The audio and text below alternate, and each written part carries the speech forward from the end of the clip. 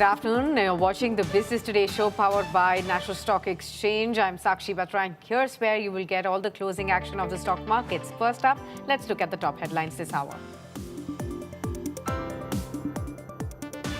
Markets attempt to shake off volatility with the Sensex now up 600 points and nearing 83,300, and the Nifty also gains about 200 points to hover around 25,700 mark, led by FMCG and pharma stocks. Brokerage stocks, however, tumble up to 10% after Reserve Bank of India tightens exposure norms, dragging BSE, Grow and Angel One lower.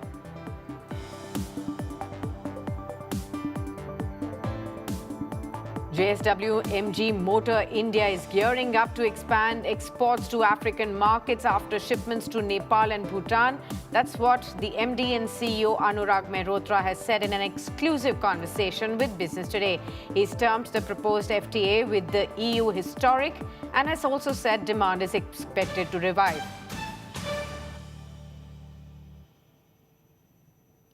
AI-focused Fractal Analytics makes a weak stock market debut, listing at 876 on the NSE, about a 3% discount to its 900 rupees issue price. Meanwhile, Quality Walls also is listed at 29.8 rupees per share post the demerger from Hindustan Unilever, down by 26% from the adjusted 40 rupees price tag.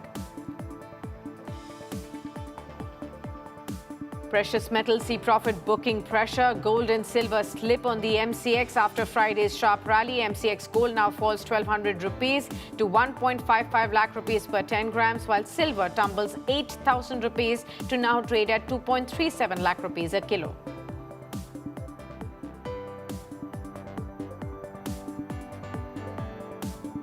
Prime Minister Narendra Modi welcomes global leaders at the India AI Impact Summit 2026 at Bharat Mandapam, saying India leads in AI transformation with major data centers and tech investments expected. He also will inaugurate the India AI Impact Expo at 5 p.m.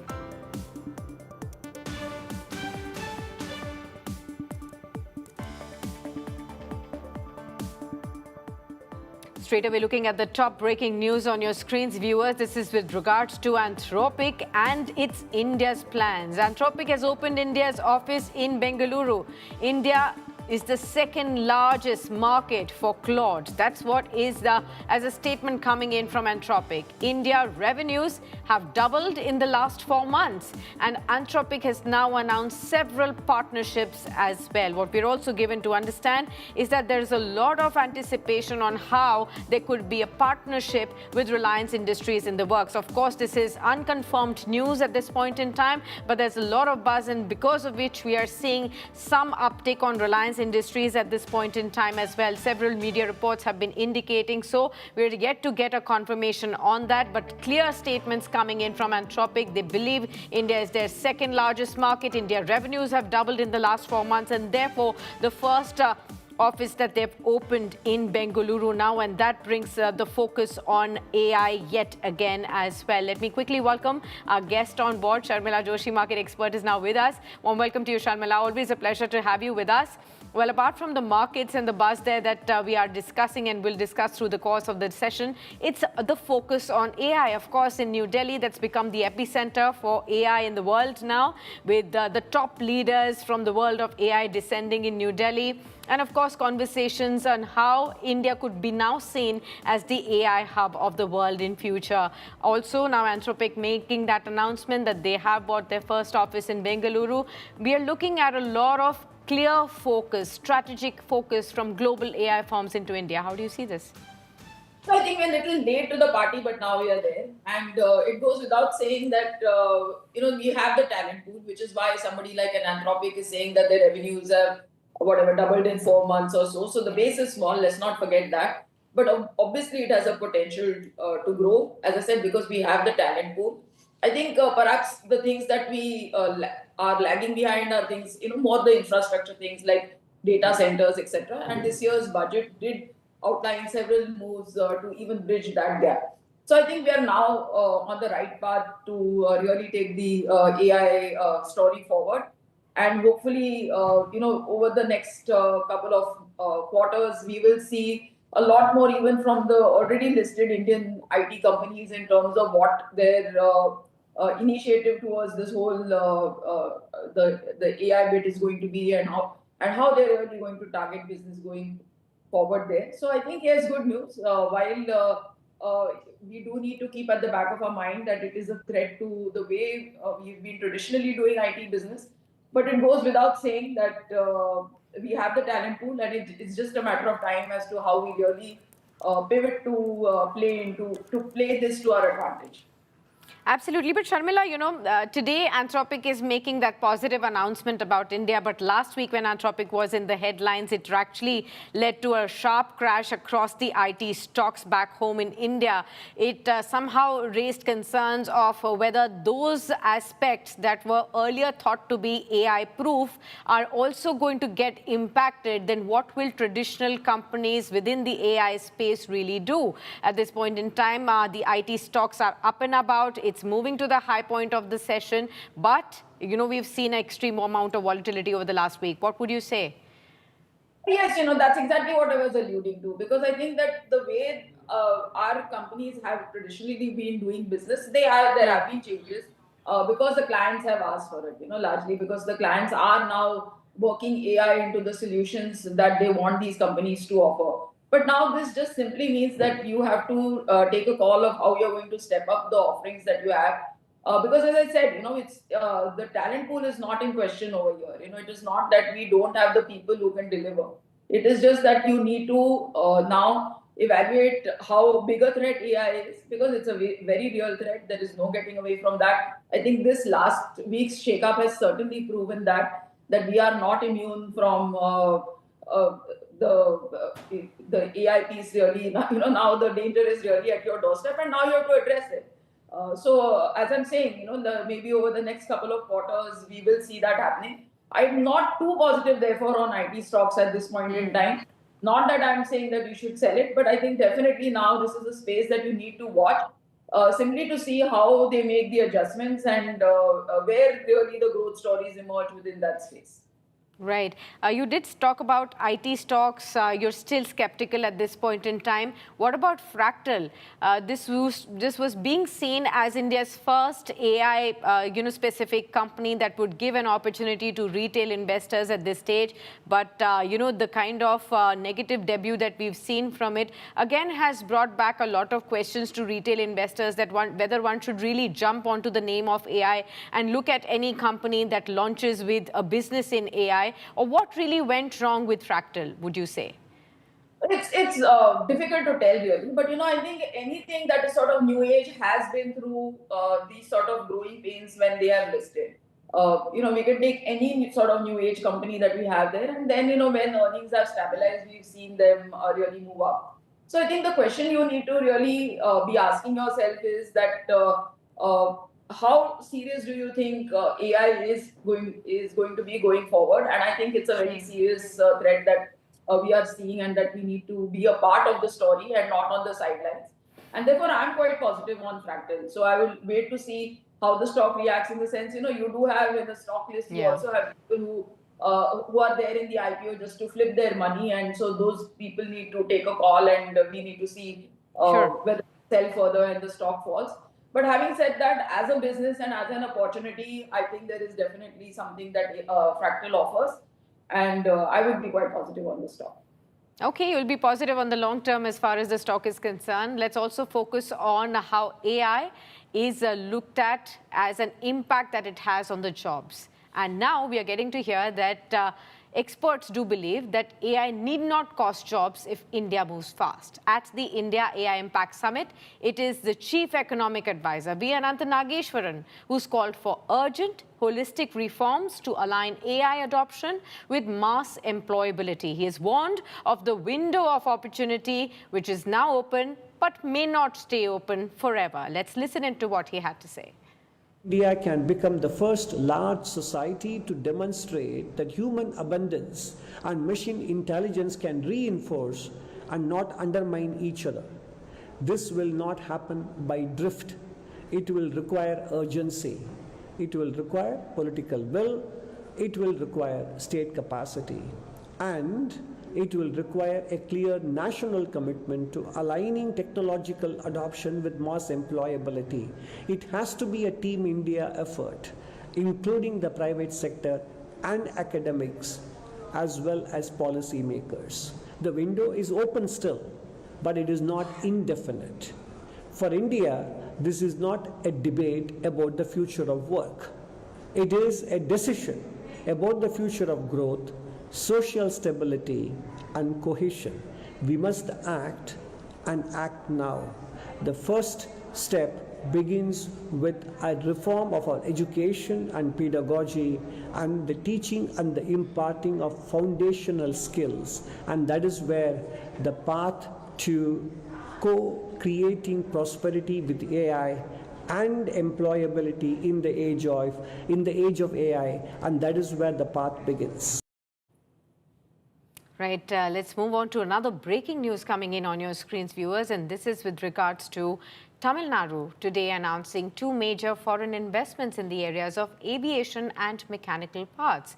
TRB Raja, the State Industries Minister, has posted investment deals with Japan's Minebea Mitsumi for 1,980 crore rupees, and the company will set up a plant in Tiruvallur district and create about 1,400 high-end jobs. A second investment is by AQS Group for about 4,000 crore rupees to create a brand new 250-acre aerospace and defense cluster in Krishnagiri district.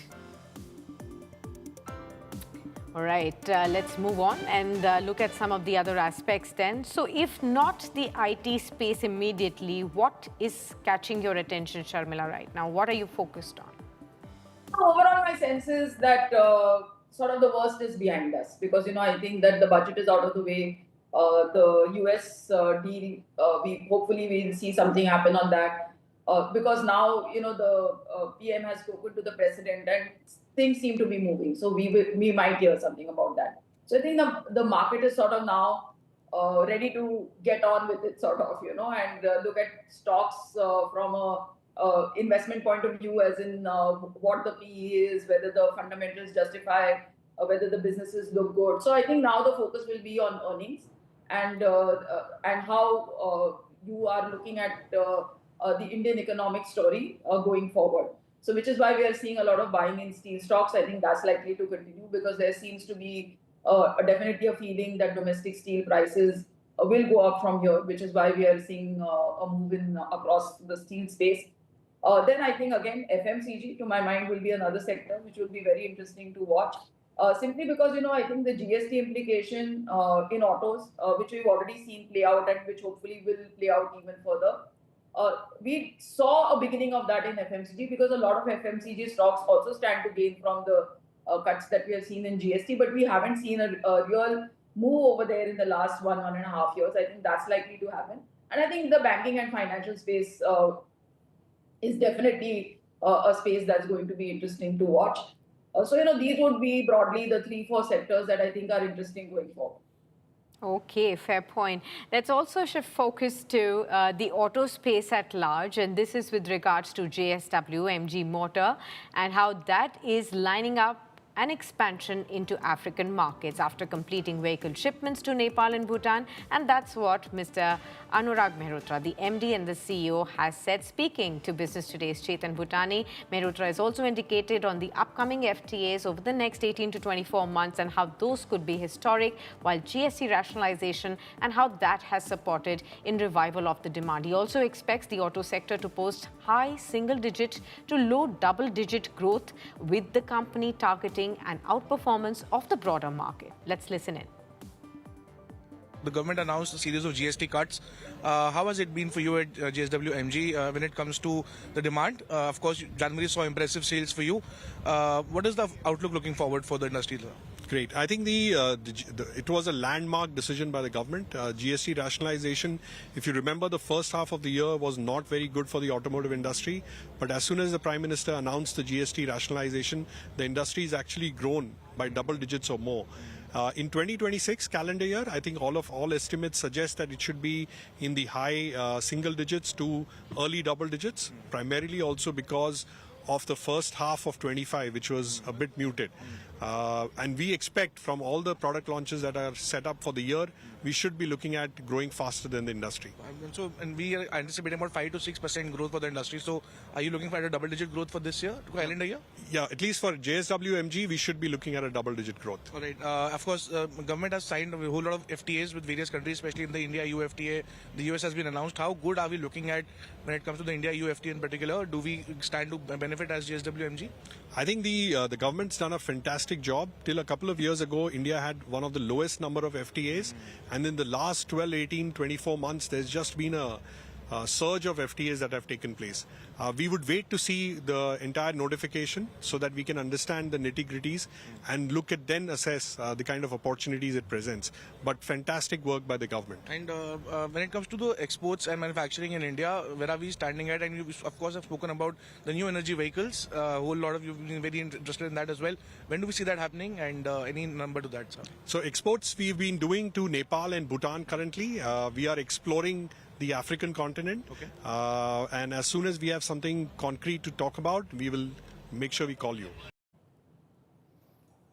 All right. Let me take a quick view from you, Sharmila, as far as the auto space is concerned. How are you looking at the entire space? Of course, GST rationalization definitely put the auto sector right there on the top with huge demand flowing in. Of course, some of the trickle-down impact may be seen in the first quarter of the new calendar year as well. But I want to understand, from you largely, with now price hikes coming back into focus, input costs continuing to rise, how are you looking at the opportunities within the auto pack? Very good, I think. I think that again, this was especially the passenger vehicle part within the auto space had not really done anything over the last year and a half. And let's not forget, I mean, there are two sort of buyers which are there in the passenger vehicle space. One is, of course, the first-time buyer, and I think our demographics certainly seem to suggest that there would be sort of many more first-time buyers. And then there are people who need to replace their vehicle. So I think both sort of will sort of benefit from this GST cut, and they will make up their minds sort of fast because of that. And of course, now we have this added sort of flavor that we may get some vehicle, the luxury vehicles cheaper. Yeah. So it's going to be a very interesting space to watch, honestly. So earlier, I was only positive really on the two-wheelers as within that space. But now I think both commercial vehicles as well as passenger vehicles are very interesting bits to watch. And what about auto parts? Are you looking at the ancillaries?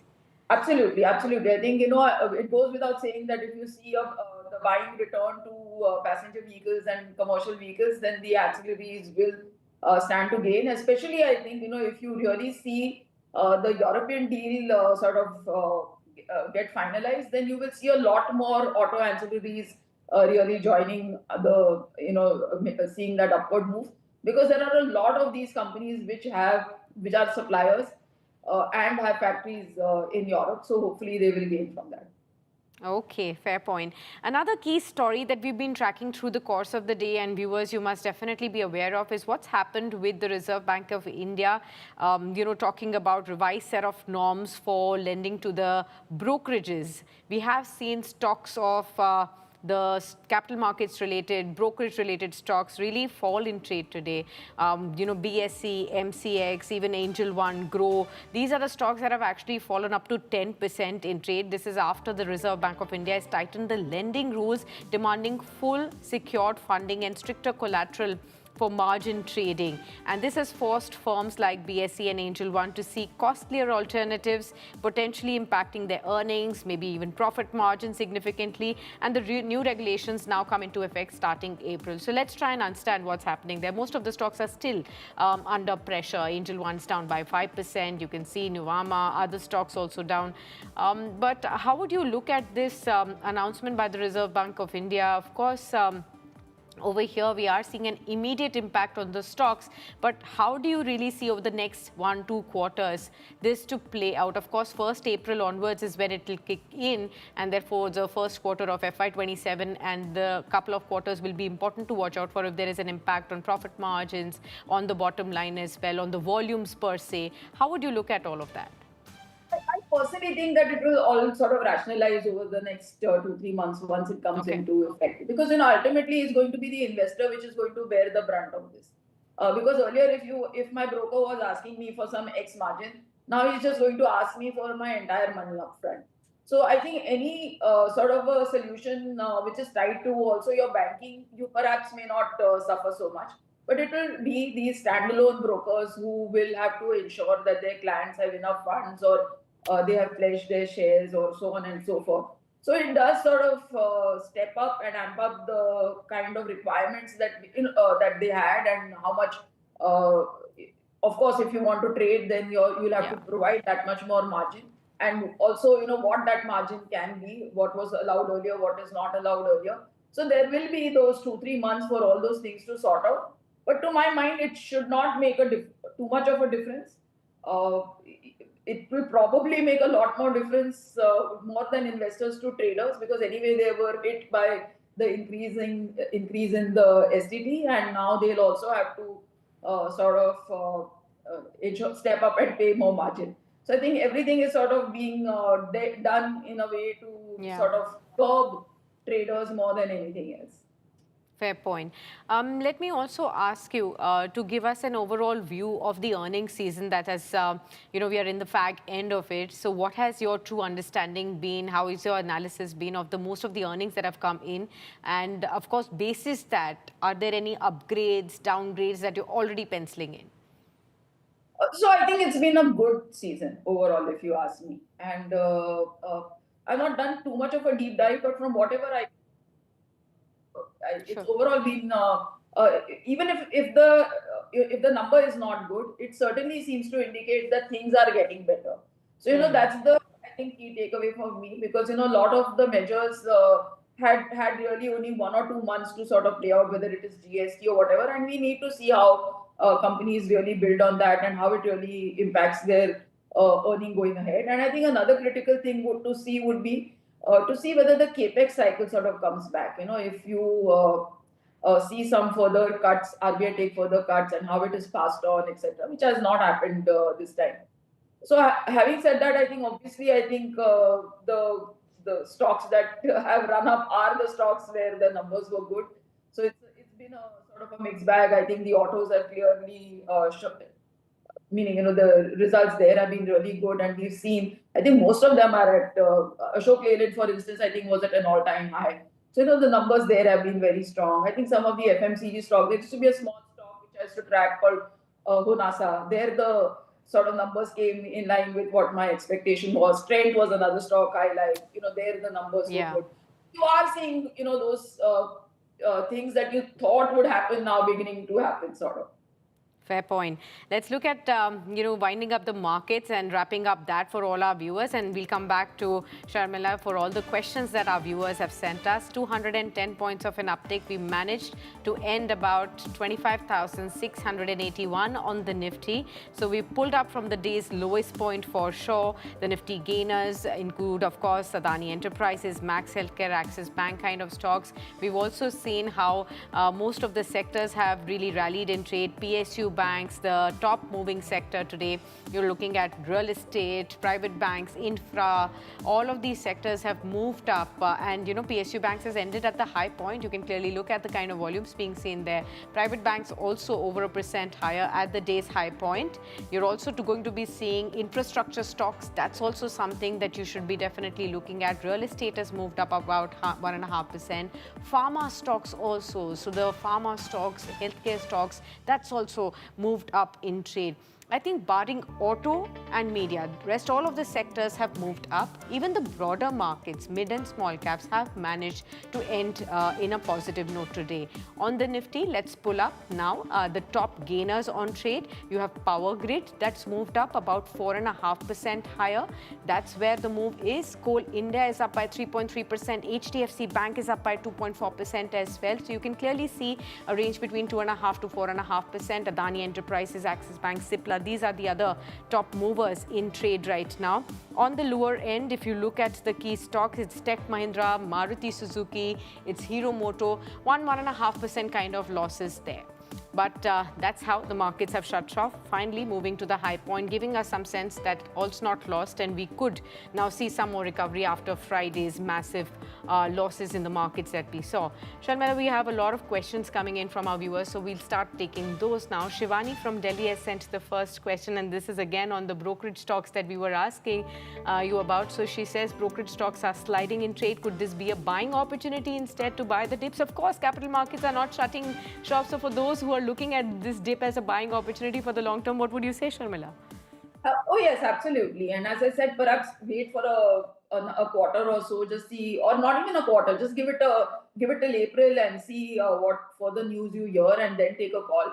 But precisely as you said, I think that what we are seeing is that increasingly people are coming to capital markets, and again, going by our demographics and the percentage of people who are invested in markets and mutual funds, it definitely suggests a room for growth. I'm not even comparing it with what happens in the Western markets, but just I think if you look at what is the percentage that invests in capital markets and how it can increase, it will give you a good sense as to how much more of a road we have ahead of us. So yes, I think absolutely use this correction, keep a track on the valuations, and then sort of keep a level in your mind and enter at that level. Okay, fair point. Let me also take another question. This one is from Prashant from Mumbai, and who wants to know about should I add the top 2 or 3 IT stocks in my portfolio right now? They are seeming attractive after having seen a lot of correction at the current levels. I would say wait, very honestly. I think give it another quarter and then take a look at it. Maybe don't even, as I said, track the story, see where you are going to see the companies like really step up their AI game and then take a call. Or any other positive news, not just AI, but any other positive news that could impact IT stocks. Because, this correction in that sense is sort of serious. Because it has sort of put a dent in what we can expect from this space going ahead.